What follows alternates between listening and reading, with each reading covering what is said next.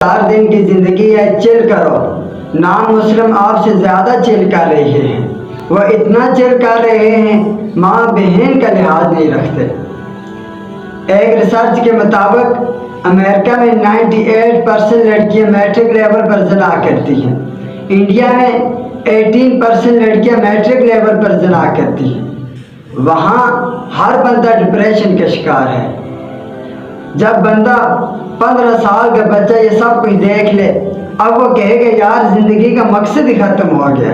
اب اس کے پاس ایک آپشن رہتا ہے، سوسائٹی، کیونکہ سکون نہیں ہے، گناہ میں لذت ہے، سکون نہیں ہے۔ اس لیے تو اللہ تعالیٰ نے ہمارے لیے لمٹس رکھی ہوئی ہے۔